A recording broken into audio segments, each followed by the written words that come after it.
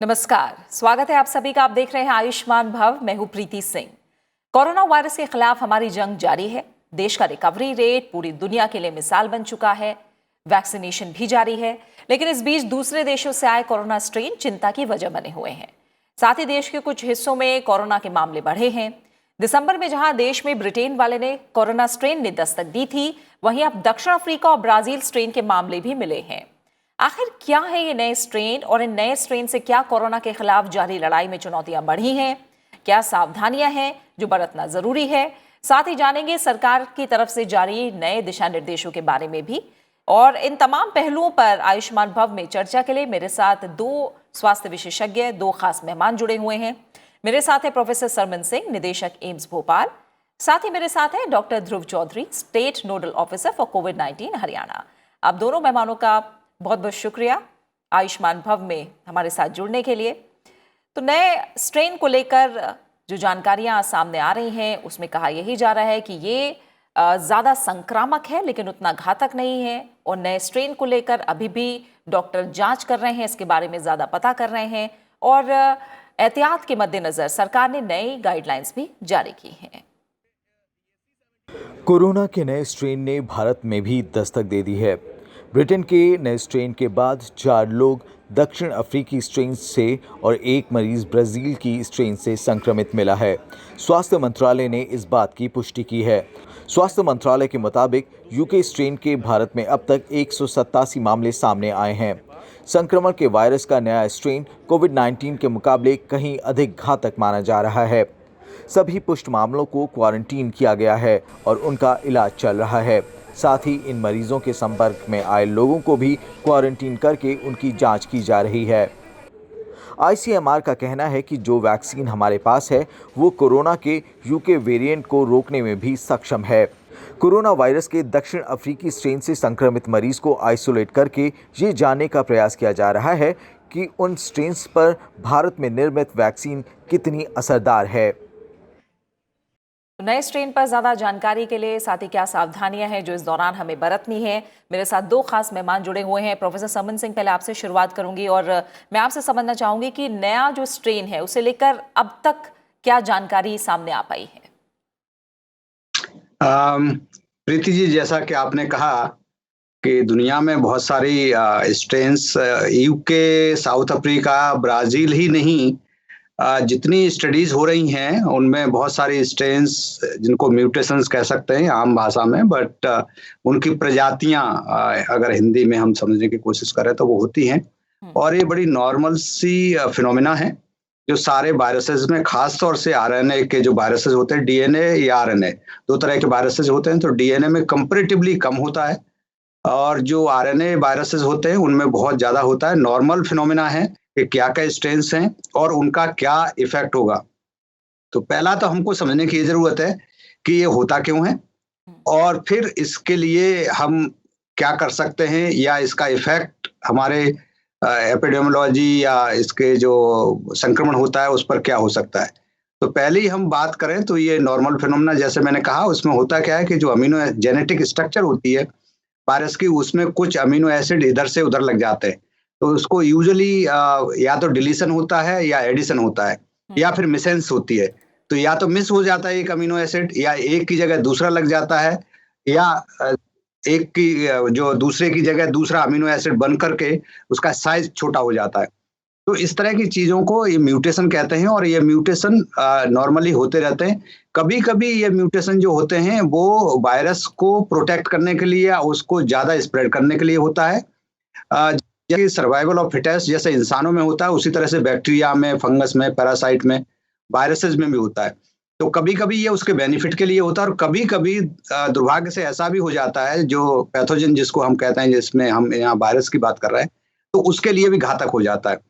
अभी तक जहां तक पता चला है, जो यूके का आपने जैसा उदाहरण दिया, यूके के अलावा अभी 4 तारीख को ही, 4 फरवरी को एक स्टडी पब्लिश हुई है अमेरिका से। उसमें उन्होंने देखा है तो उन्होंने कई हजार सैंपल्स किए और उनको पता चला कि लगभग 11 से ज्यादा स्ट्रेन्स अमेरिका में घूम रही हैं जो म्यूटेशंस हैं। उसी तरह से ब्राजील से एक स्ट्रेन आई है और साउथ अफ्रीका से आई है और बाकी कंट्रीज से भी आ रही है। हमने इंडिया में भी एनालिसिस की थी डाटा की, तो हमने भी सितंबर में जो किया था। लेकिन म्यूटेशंस का नंबर सिंपली ज़्यादा होना इम्पोर्टेंट नहीं है। कुछ म्यूटेशंस उसमें ऐसे होते हैं जो बहुत जिसको कहते हैं कि बहुत जल्दी स्प्रेड होने में क्षमता रखते हैं, या उनका वैक्सीन पर असर कम हो सकता है, या जो उनसे मृत्यु ज़्यादा हो सकती है। बड़ी इंटरेस्टिंग बात है कि एक अभी एक म्यूटेशन मिला है जिसको S24L कहते हैं, जो अभी अमेरिका में निकला। इसकी खास बात इस म्यूटेशन की ये है कि इसमें ये फीमेल को कम इन्फेक्ट करता है या उस पे इफेक्ट कम करता है, और मेल पे ज़्यादा करता है। तो उसी तरह से कुछ ऐसे म्यूटेशंस हैं जो किसी एक पर्टिकुलर जेंडर में या पर्टिकुलर रीजन में या पर्टिकुलर जेनेटिक स्ट्रक्चर वाले लोगों को ज़्यादा इफेक्ट करता है, उसको स्प्रेड जल्दी होता है। तो इसी तरह से है। तो ये म्यूटेशन जो हो रहा है ये नॉर्मल फिनोमेना है वायरस में, लेकिन ये वायरस अपनी कैपेसिटी को, अपने आप को सर्वाइव रखने के लिए, अपने आप को होस्ट में इन्फेक्शन करते रहने के लिए करता है। तो ये नॉर्मल फिनोमेना है, बट डेफिनेटली इसका आगे हम डिस्कस करेंगे क्या इफेक्ट हम पर हो सकता है। ठीक है डॉक्टर ध्रुव चौधरी, जब हम स्ट्रेन की बात करते हैं तो हम सुनते हैं वेरिएंट और स्ट्रेन, इस तरह के टर्म्स सुनने को मिलते हैं। तो क्या ये दोनों टर्म समान हैं या फिर इनमें अंतर क्या है? और जब हम ये 3 स्ट्रेन की बात कर रहे हैं जो भारत में जिसके मामले मिले हैं, यूके स्ट्रेन, ब्राज़ील और दक्षिण अफ्रीका, इनको क्या माना जाए? ये क्या संक्रामक ज़्यादा हैं या घातक ज़्यादा हैं? इसके बारे में और क्या जानकारी है जो आप हमें देना चाहेंगे? देखिए, जैसे डॉक्टर सरवण सिंह ने बहुत खूबी से समझाया हमें कि वायरसेस के अंदर म्यूटेशंस कॉमन है और म्यूटेशंस क्या होती हैं। अगर आप ओरिजिनल वुहान स्ट्रेन देखते हैं तो जो वाइल्ड स्ट्रेन था उससे आज के दिन कोविड में काफी फर्क आ गया, और उसके अंदर जो पहली म्यूटेशन D684 मिली थी उसके अंदर आपको लगा था कि उसकी ट्रांसमिसिबिलिटी, मतलब उसकी एक रोग को एक से दूसरे में देने की क्षमता बढ़ गई थी। अब जो स्ट्रेन आ रहे हैं, जैसे कि हमने भी देखा है, डॉक्टर साहब ने भी अभी आपको बताया कि जो भी म्यूटेशंस होती है वो 2 तरह की, जिस तरह बताई। एक तो ये होती है कि म्यूटेशंस में एक दूसरा अमीनो एसिड आ गया तो उसको बेसिक कोई फर्क नहीं पड़ता, लेकिन एक जो दूसरी म्यूटेशंस आ रही हैं जिससे कि उसके जो थोड़ा चरित्र या चाल के अंदर फर्क पड़ता है, वो इसलिए नहीं फर्क पड़ता क्योंकि बेसिक स्ट्रक्चर चेंज हुई है। वो अपने को सर्वाइव रखने के लिए उस एनवायरनमेंट में अपने आप को अडेप्ट करने की कोशिश कर रहा है वायरस। इसके अंदर जो स्ट्रेन का जो यूके स्ट्रेन है, जो जिसको कि हम आज के दिन सिंपल भाषा में केंट स्ट्रेन के नाम से भी जानते हैं, उसका ये रहा है कि क्योंकि वो बहुत ज्यादा क्षमता से ट्रांसमिट हो सकता था, ट्रांसमिसिबिलिटी या छूत की जो बीमारी हम बोलते हैं एक दूसरे से फैलने की क्षमता है वो उसकी ज्यादा थी, और उसके कारण प्रैक्टिकली उसने लंदन के अंदर सबको रिप्लेस कर दिया। वो उससे पहले अगर आप देखेंगे इस केंट स्ट्रेन को, ये एक्चुअली में आपको स्कैंडिनेवियन नॉर्डिक कंट्रीज में, डेनमार्क में मिला आपको। तो इसलिए ये जो डोमिनेंट स्ट्रेन होता है जिसकी ट्रांसमिसिबिलिटी या इन्फेक्टिविटी ज्यादा होती है वो जल्दी फैल जाता है। अब सवाल ये उठता है कि क्या वो उससे उसकी जो आपकी बीमारी करने की क्षमता वो बढ़ती है या घटती है। आमतौर पे देखा गया है कि जब वायरसेस म्यूटेट करते हैं या एक से दूसरे होस्ट में जाते हैं, जब हम एटीन्यूएट होते हैं, बाय एंड लाइव एटीन्यूएटेड जो वायरसेस हम जो यूज करते हैं वैक्सीनेशन में, उसका भी यही प्रिंसिपल है।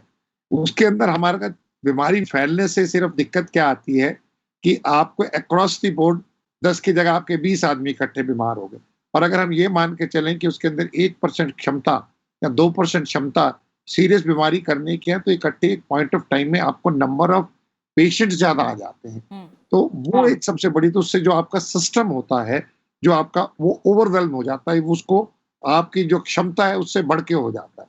यहाँ तक इन स्ट्रेन्स का है, वेरिएशन है, कहीं पे भी अभी ये प्रूव नहीं हुआ है कि ये पुराने स्ट्रेन से घातक है।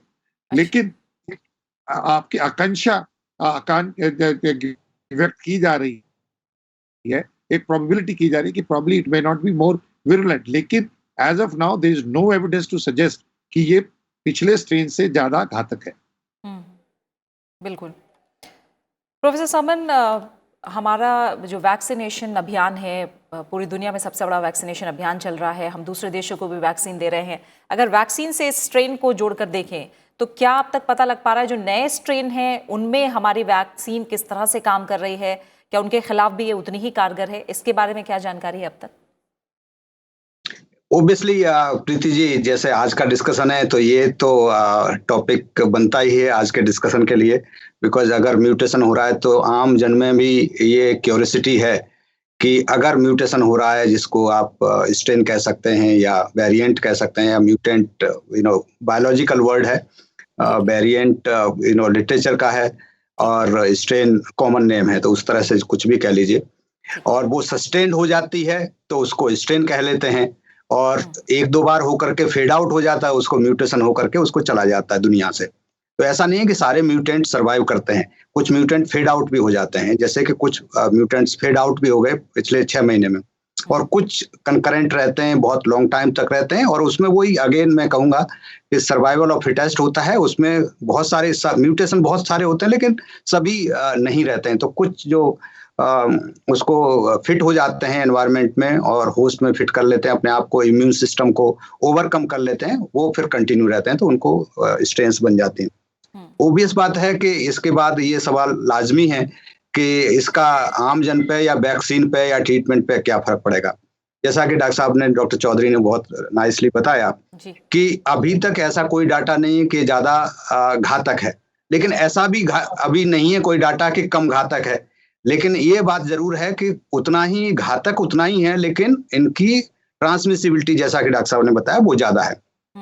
अब सवाल ये आता है कि वैक्सीन का क्या होगा, जो हमारी आज की वैक्सीन है। वैक्सीन आप सभी जानते हैं कि कम से कम 15 या 16 वैक्सीन है, जिसमें से 7-8 वैक्सीन ऑलरेडी दी जा रही हैं under various categories in use और एसेंशियल और इमरजेंसी यूज, कुछ भी आप उसको सब दे सकते हैं, बट कम से कम 9 वैक्सीन है दुनिया में दी जा रही हैं।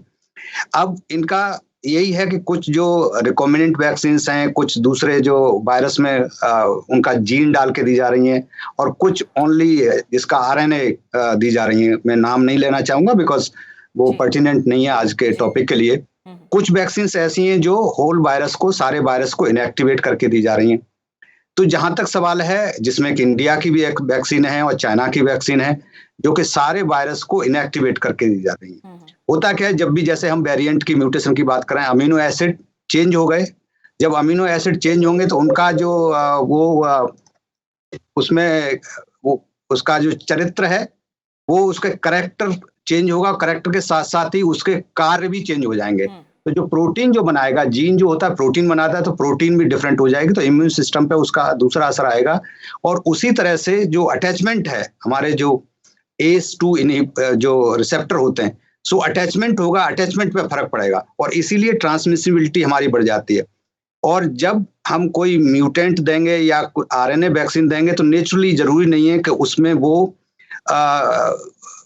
जेनेटिक स्ट्रक्चर है, लेकिन जो वैक्सीन ऐसी हैं जिनमें के सारे वायरस को हमने इनएक्टिवेट कर दिया, बट उसकी आउटर सेल मींस जिसको उसके कपड़े पहनने का वेशभूषा उसी तरह की है, तो उस तरह की वैक्सीन जो है, वो मुझे लगता है कि अगर टेक्निकली देखा जाए तो उन पर किसी भी वेरिएंट का फर्क नहीं पड़ेगा।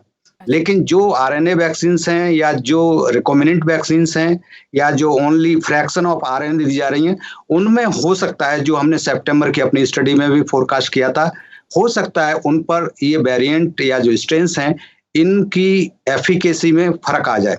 तो सौभाग्य से हमारे यहाँ जो अपनी वैक्सीन है इंडिया में जो बन रही है, भारत बायोटेक, उसका हो सकता है कि, मुझे लगता है कि मैं बड़ा ऑप्टिमिस्टिक हूँ कि उसमें शायद ये वेरिएंट्स का, म्यूटेशन का ज्यादा असर नहीं होगा।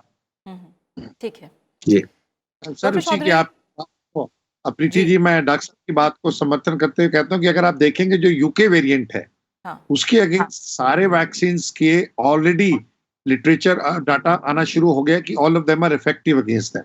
तो जो चैलेंज आ रहा है वो हमें साउथ अफ्रीका और ब्राजील का चाहिए, क्योंकि ब्राजील का जो स्ट्रेन है सबसे पहले जापान में हुआ, बताया गया, उसके बाद अब आपको वहां से यूएसए से आ रहा है।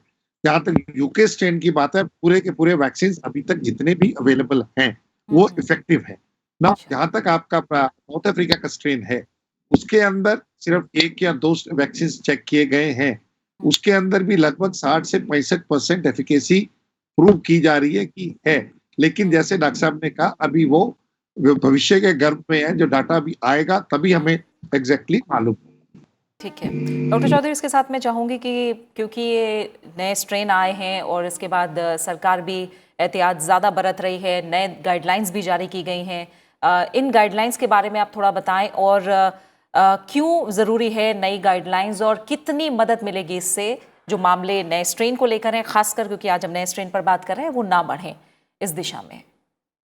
देखिए, जो सरकार की गाइडलाइन है काफी टाइम से इफेक्टिव है। जब इन्होंने सिर्फ ड्यूरेशन और बढ़ाई है, मैं इसलिए बोल रहा हूँ क्योंकि मेरा इससे पर्सनल भी थोड़ा रहा। मेरी खुद जी। की बेटी यूके में थी, एग्जाम जब आई हैं, तो सबसे पहले तो जो स्ट्रेन अब आपका जो पॉलिसी ले रहे हैं वो हम ये मान के चल रहे हैं कि कोई भी आदमी इन्फेक्टिव कंट्री में लैंड नहीं करना चाहिए। पहला चीज तो ये है।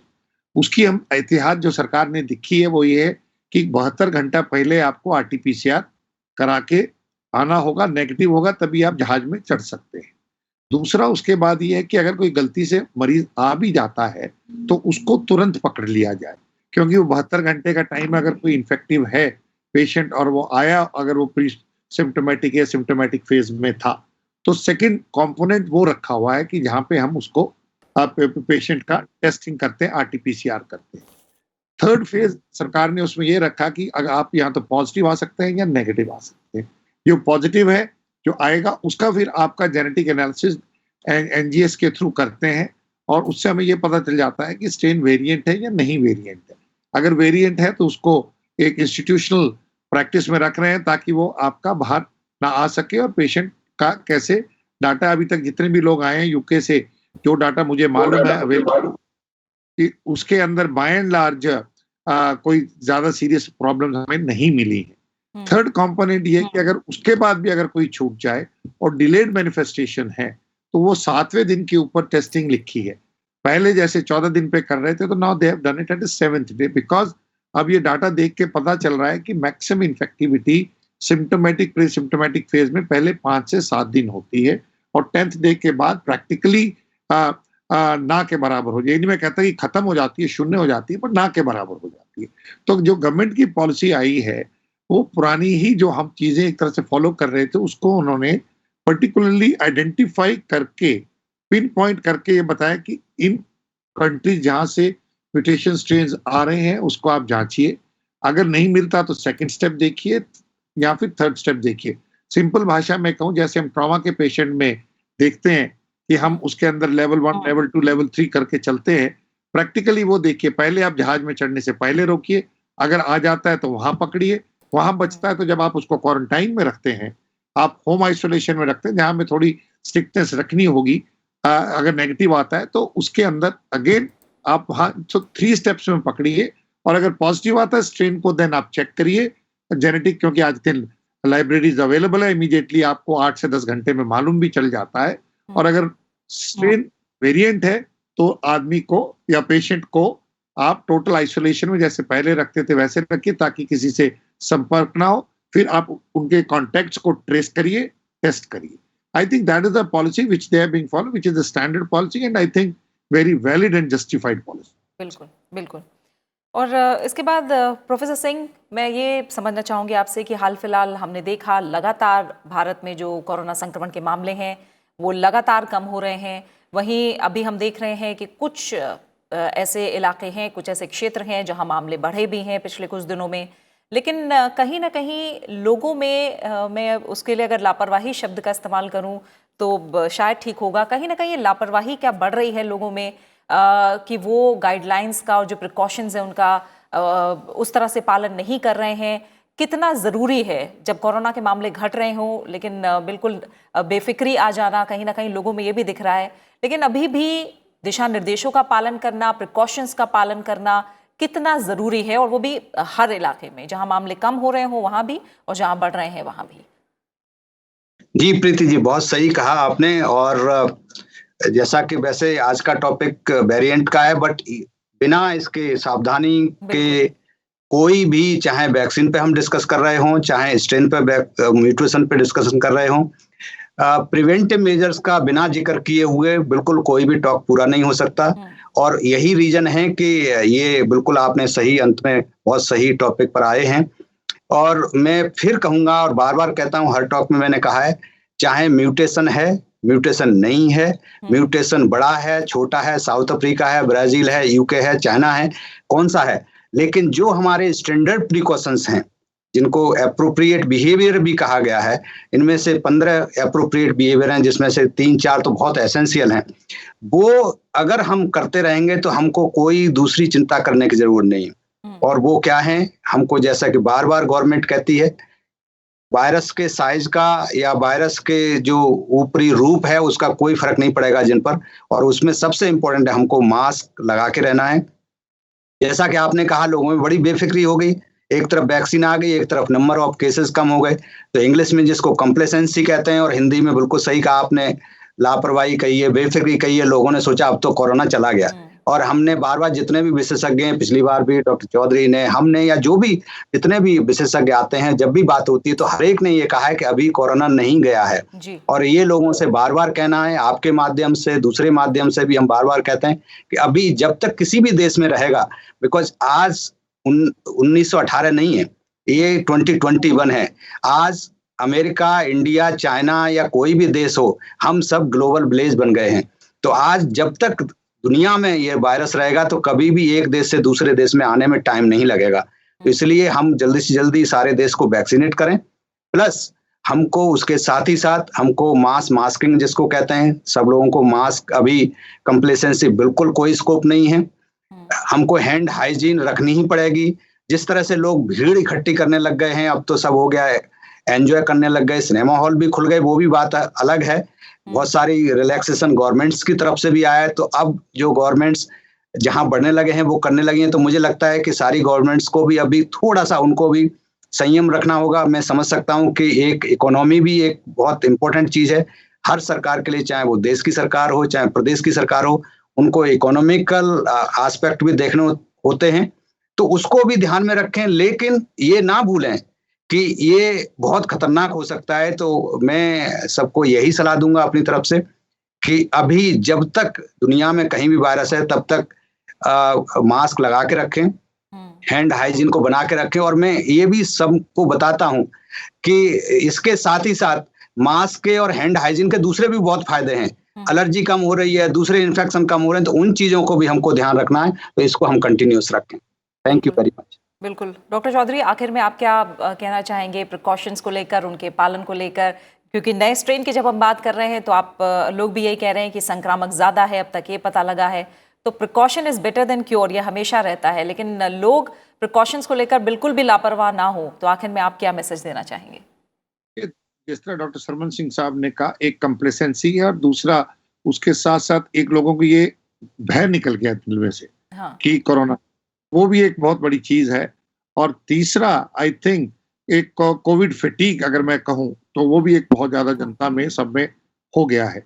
लेकिन एज आपने कहा, stitch in time saves nine, उसी चीज को बोलते हुए मैं ये कहूंगा, मास्क एक ऐसी चीज है, अगर सारे पहनेंगे और हैंड वॉश रखेंगे, और थियोरेटिकली हम सोशल डिस्टेंसिंग की बात कर रहे हैं, पर प्रैक्टिकली हम सबको मालूम है कि बाजारों में आप जाते हैं कितना डिफिकल्ट होता है। लेकिन अगर आप सिंपल मास्क और हैंड वॉश, दो चीजें, और कोशिश हो सोशल डिस्टेंसिंग, अगर ये तीन चीजें रख रहे हैं तो आपको सारे रेस्पिरेटरी इन्फेक्शंस जो भी हैं, कोई मर्जी वेरिएंट आ जाए, वो ड्रॉपलेट और उसका एरोसोल स्प्रेड है, दैट विल बी प्रिवेंटेड। इसीलिए बार बार सभी से एक गुजारिश है, आपके माध्यम से, आप लोग भी कर रहे हैं, हम भी बार बार कर रहे हैं, कि मास्क अब हमारा एक प्रॉब्ली अभिन्न अंग हो गया है। और उसका आपने देखा होगा, मैं भी हॉस्पिटल में कमरे में हूं तो उतारा है, बट मास्क एक ऐसा है कि जिसके हम सारे साथ चलते हैं, और मास्क है तो सेफ्टी है, सेफ्टी है तो आप ठीक है और कुशल है। आई थिंक यही मैसेज मैं सबसे इम्पोर्टेंट देना चाहूंगा। बिल्कुल डॉक्टर चौधरी, आपका, साथ ही प्रोफेसर समन सिंह, आप दोनों मेहमानों का बहुत बहुत शुक्रिया आयुष्मान भव में समय देने के लिए। इतने जो सलाह और सुझाव आपने हमें दिए हैं कोरोना को लेकर, उसके लिए आप दोनों का बहुत बहुत शुक्रिया। तो नए स्ट्रेन ज़्यादा तेज़ी से फैलने वाले हैं, यानी ज़्यादा संक्रामक ज़रूर हैं, लेकिन ये उतने घातक नहीं हैं। जाहिर है कि कोरोना के खिलाफ लड़ाई अभी भी जारी है, इसलिए हमें लापरवाही बिल्कुल नहीं बरतनी है। सभी प्रिकॉशंस और गाइडलाइंस का पूरी तरह से पालन करना है, ताकि ये दोबारा देश में पैर पसार न सके, और धीरे धीरे ही सही कोरोना के खिलाफ हम जंग को जीतें। इसलिए सुरक्षा और एहतियात ज़रूर बरतिए, अपना अच्छे से ख्याल रखिए, और मुझे दीजिए इजाज़त। नमस्कार।